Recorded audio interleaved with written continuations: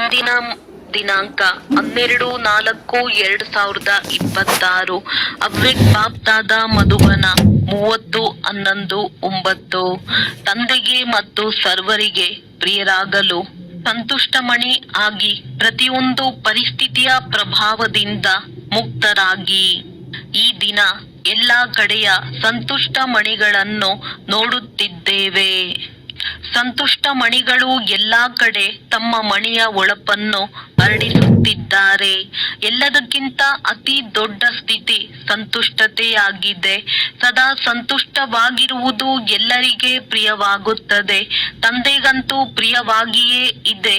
ಯಾರಿಗೆ ಸರ್ವ ಪ್ರಾಪ್ತಿಗಳಾಗಿದೆಯೋ ಅವರೇ ಸದಾ ಸಂತುಷ್ಟರಾಗಿರಲು ಸಾಧ್ಯ. ಪ್ರಾಪ್ತಿಗಳಿಗೆ ಆಧಾರ ಸಂತುಷ್ಟತೆಯಾಗಿದೆ.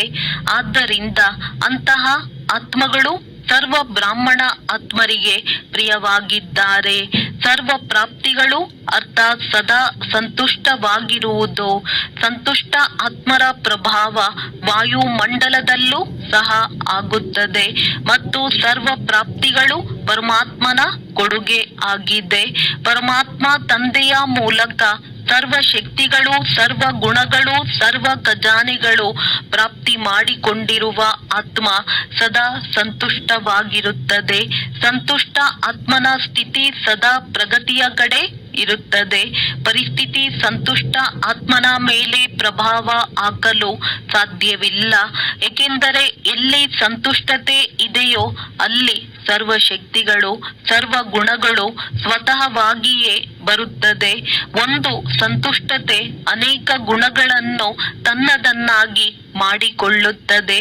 ಅಂದಾಗ ಪ್ರತಿಯೊಬ್ಬರು ನಾನು ಸದಾ ಸಂತುಷ್ಟ ಆತ್ಮನಾಗಿದ್ದೇನೆ ಎಂದು ತಮ್ಮನ್ನು ತಾವು ಕೇಳಿಕೊಳ್ಳಿ.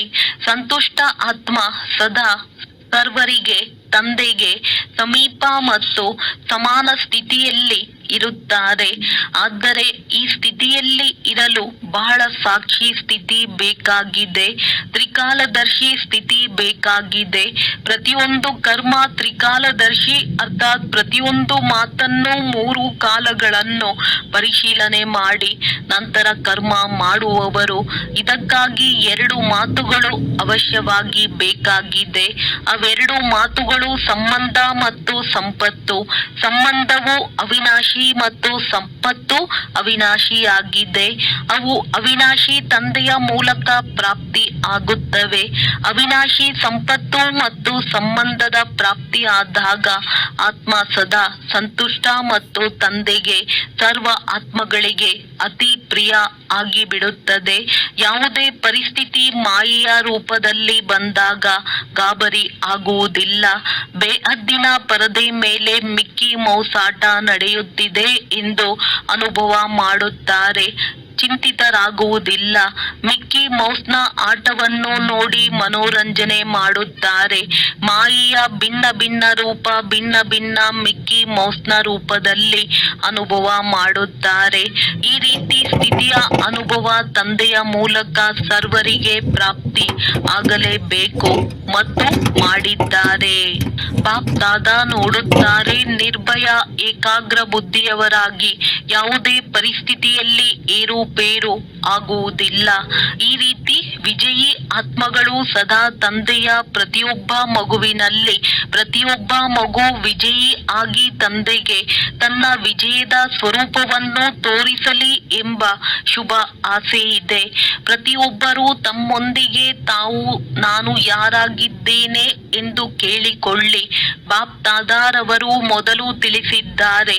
ಕೆಲವೊಮ್ಮೆ ಎಂಬ ಶಬ್ದ ಸಮಯ ಪ್ರಮಾಣ ಈಗ ಬ್ರಾಹ್ಮಣ ಶಬ್ದಕೋಶದಿಂದ ಸಮಾಪ್ತಿ ಮಾಡಿಬಿಡಿ. ತಂದೆಯಿಂದ ಸದಾ ಕಾಲಕ್ಕಾಗಿ ಆಸ್ತಿಯನ್ನು ಪಡೆಯಬೇಕೆಂದರೆ ಪ್ರತಿಯೊಂದು ಪ್ರಾಪ್ತಿ ಸದಾ ಪ್ರಾಪ್ತಿ ಆಗಬೇಕು. ಏಕೆಂದರೆ ತಂದೆಯ ಹೃದಯದ ಆಸೆಗಳನ್ನು ಪೂರ್ಣ ಮಾಡುವವರು ಆಸೆಗಳ ದೀಪಕರಾಗಿದ್ದೀರಿ. ಅವರ ಸಂಕಲ್ಪದಲ್ಲೂ ಸಹ ಕೆಲವೊಮ್ಮೆ ಶಬ್ದ ಬರಲು ಸಾಧ್ಯವಿಲ್ಲ. ಏಕೆ? ಸದಾ ತಂದೆಯ ಜೊತೆ ಮತ್ತು ತಂದೆಗೆ ಜೊತೆಗಾರರಾಗಿದ್ದಾರೆ. ಜೊತೆಯಲ್ಲಿ ಇರುವವರೂ ಸಹ ಆಗಿದ್ದಾರೆ ಮತ್ತು ಜೊತೆಗಾರರಾಗಿ ವಿಶ್ವ ಪರಿವರ್ತನೆಯ ಕಾರ್ಯವನ್ನು ಮಾಡುವವರಾಗಿದ್ದಾರೆ ಅಂದಾಗ ಹೇಳಿ, ಈ ಸದಾ ಕಾಲದ ವರದಾನ ಬಾಪ್ ದಾದಾರವರ ಮೂಲಕ ಪ್ರಾಪ್ತಿ ಮಾಡಿಕೊಂಡು ಬಿಟ್ಟಿದ್ದೀರಲ್ಲವೇ?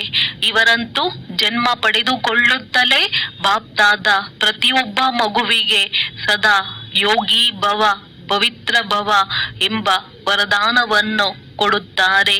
ಈ ವರದಾನದ ಮೂಲಕ ಯಾವುದೆಲ್ಲ ಪ್ರಾಪ್ತಿಗಳು ಆಗುತ್ತದೋ ಅದು ಸದಾ ಕಾಲಕ್ಕಾಗಿ ಆಗುತ್ತದೆ.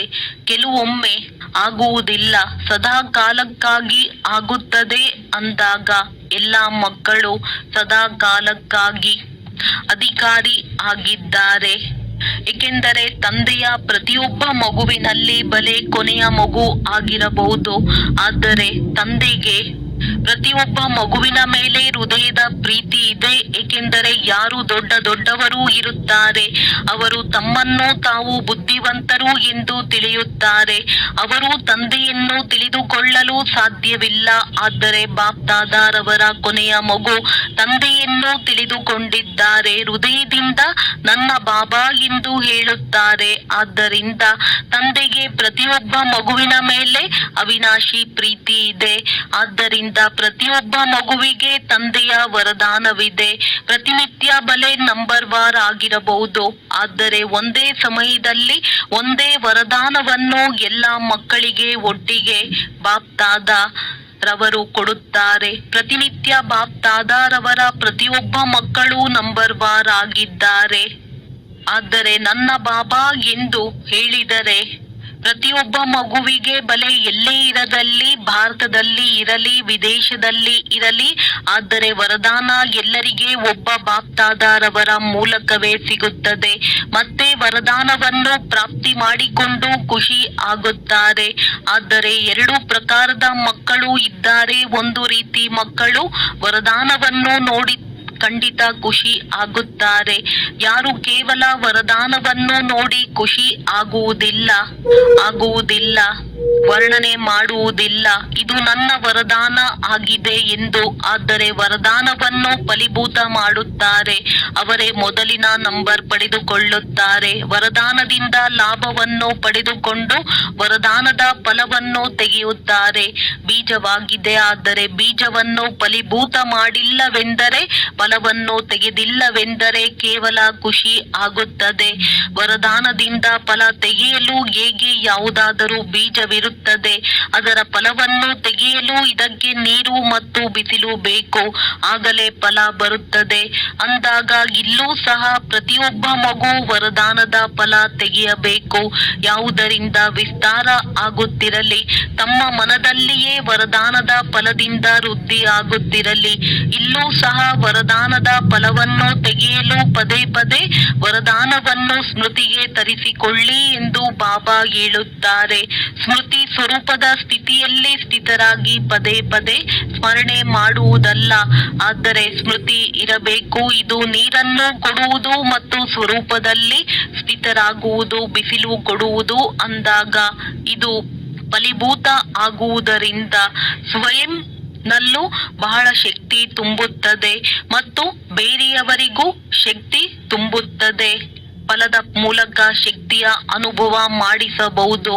ಅಂದಾಗ ಬಾಪ್ ದಾದಾ ಈಗ ಏನು ಬಯಸುತ್ತಾರೆ? ಏಕೆಂದರೆ ಬಾಪ್ ದಾದಾರವರು ಸ್ವಲ್ಪ ಸಮಯದ ವಾರ್ನಿಂಗ್ ಕೊಡುತ್ತಲೇ ಇದ್ದಾರೆ. ಪ್ರತಿಯೊಬ್ಬ ಮಗುವಿನ ವಿದ್ಯೆಯ ಫಲಿತಾಂಶದ ಸಮಯ ಅಚಾನಕ್ ಬರುವುದಿದೆ. ಅದಕ್ಕಾಗಿ ಸದಾ ಎವರ್ ರೆಡಿ.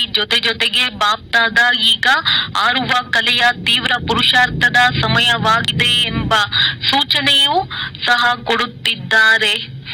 ನಡೆಯುತ್ತಿದ್ದೇವೆ ಅಲ್ಲ, ಆರುತ್ತಿದ್ದೇವೆ. ಸಾಧಾರಣವಾಗಿ ತಮ್ಮ ದಿನಚರಿಯನ್ನು ಕಳೆಯುವುದು ಈಗ ಅಂತಹ ಸಾಧಾರಣ ಪುರುಷಾರ್ಥದ ಸಮಯ ಕಳೆದು ಹೋಗಿದೆ.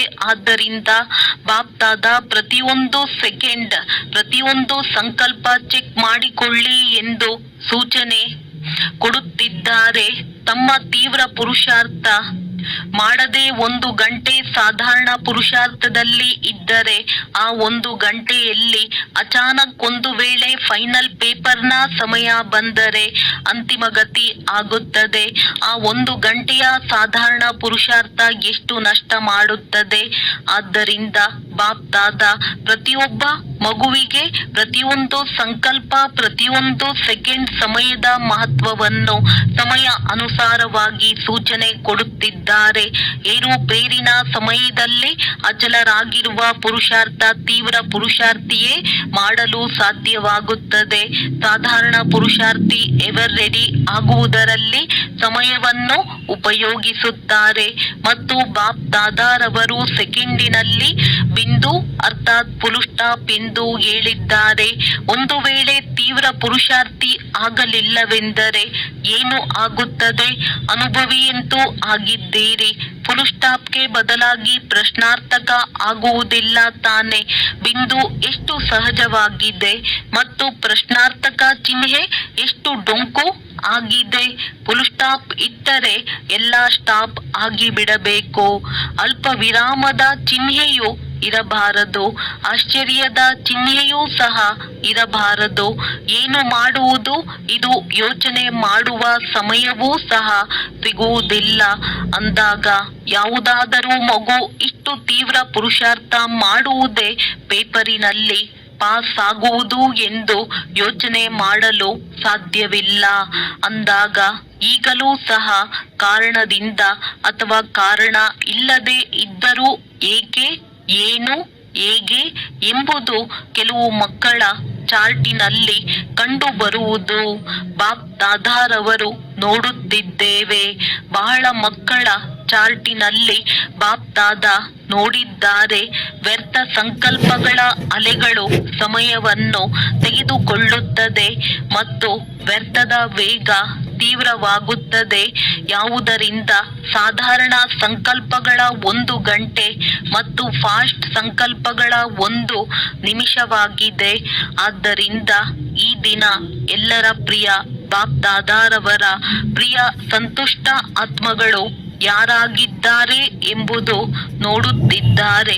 ಸಂತುಷ್ಟ ಆತ್ಮನ ಸಂಕಲ್ಪದಲ್ಲೂ ಸಹ ಏಕೆ, ಏನು ಎಂಬ ಭಾಷೆ ಸ್ವಪ್ನದಲ್ಲೂ ಬರುವುದಿಲ್ಲ.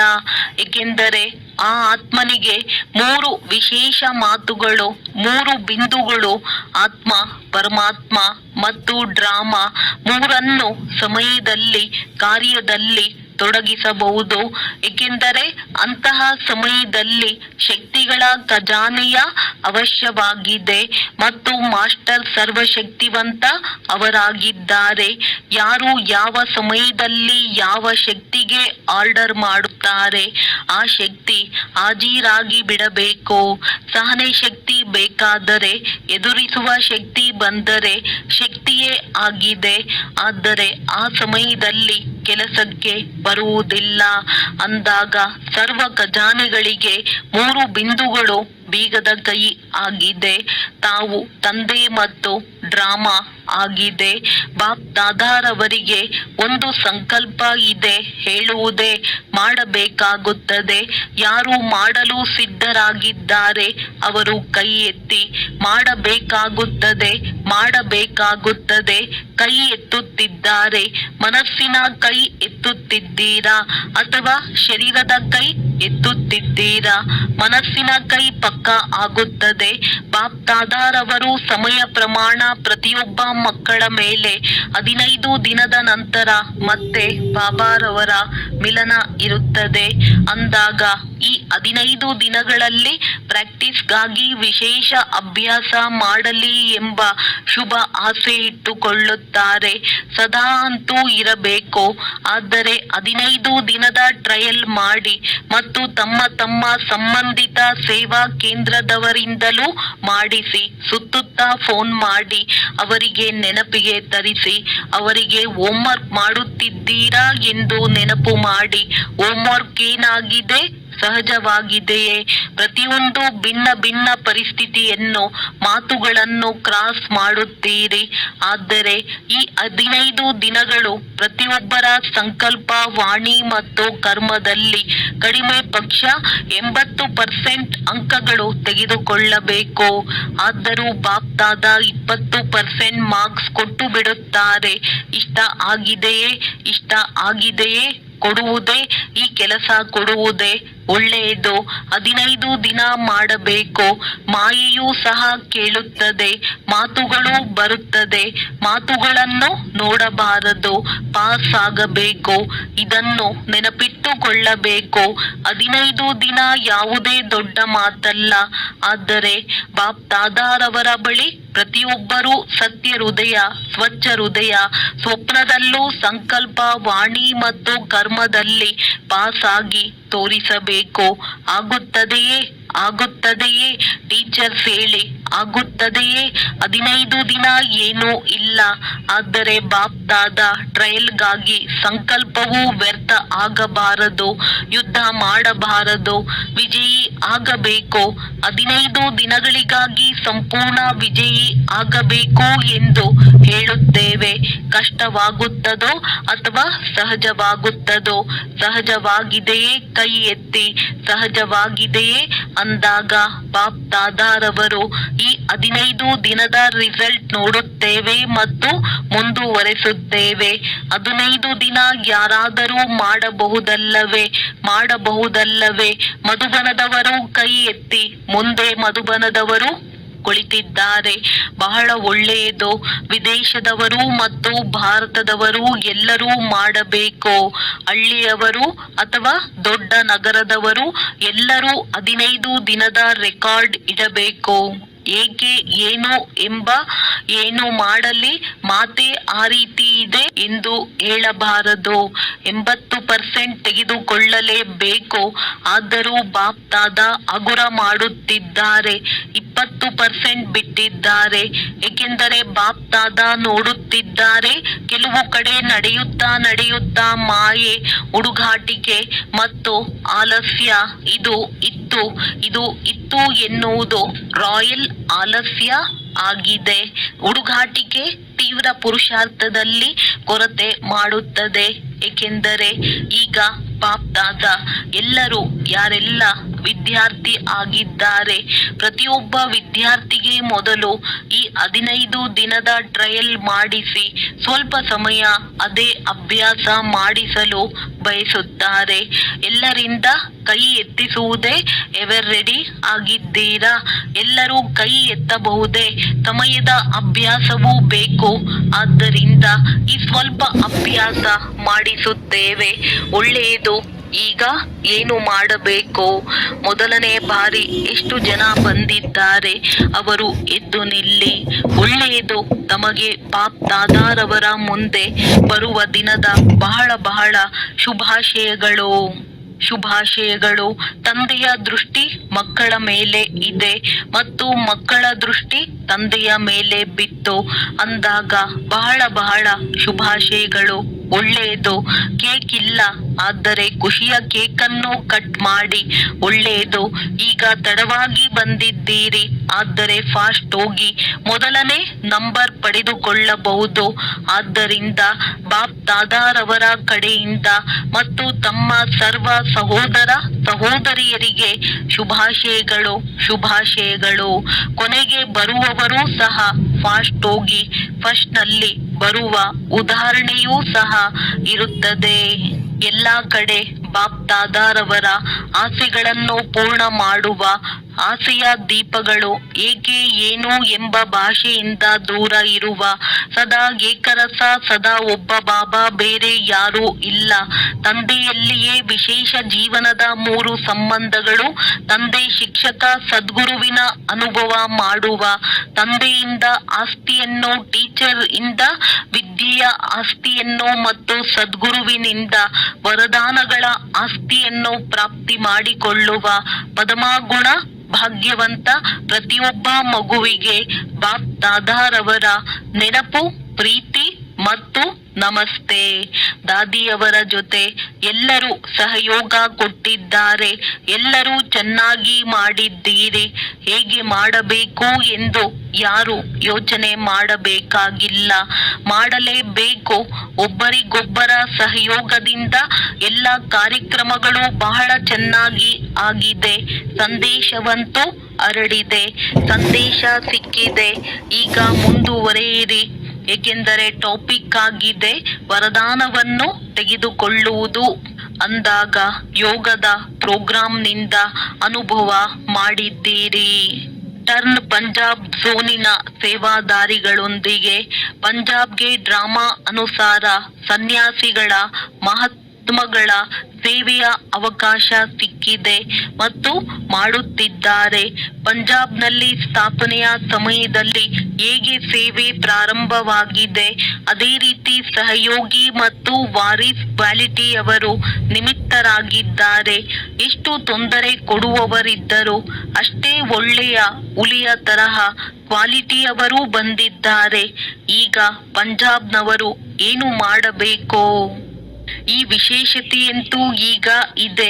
ಈಗ ಪಂಜಾಬ್ನವರು ಪ್ರಸಿದ್ಧ ಆಗುವವರನ್ನು ತಯಾರು ಮಾಡಿ, ಯಾರು ಸಭೆಯಲ್ಲಿ ಮೈಕ್ ಆಗಿ ತಮ್ಮ ಅನುಭವವನ್ನು ತಿಳಿಸಲಿ.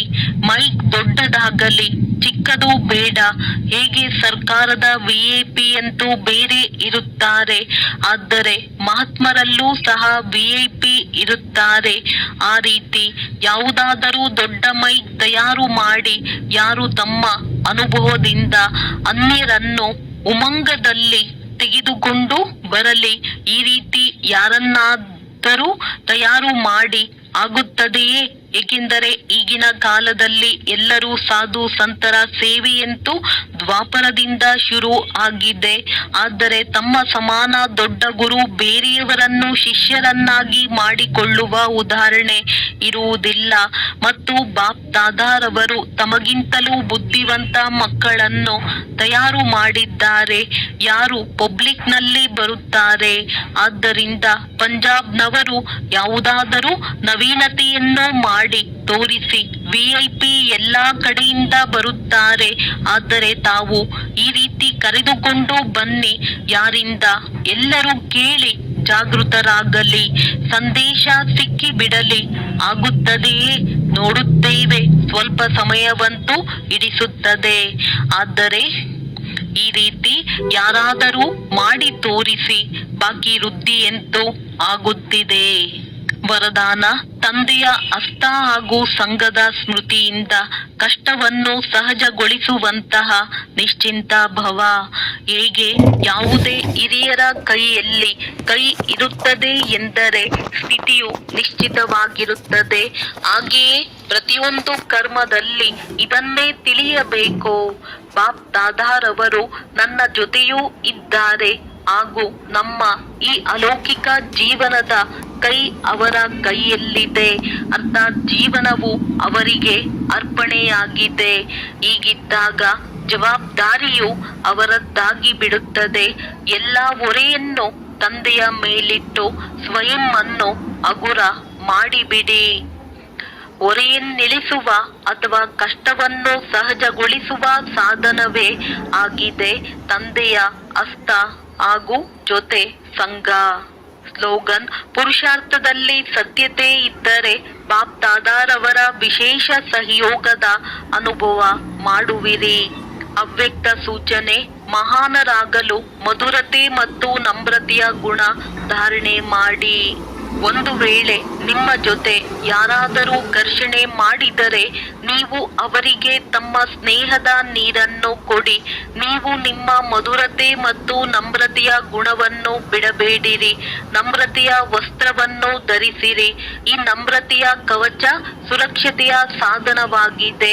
ಸಂಸ್ಕಾರಗಳ ರಾಸ್ ಮಿಲನ ಮಾಡಲು ಎಲ್ಲದಕ್ಕಿಂತ ಸಹಜ ವಿಧಿಯಾಗಿದೆ.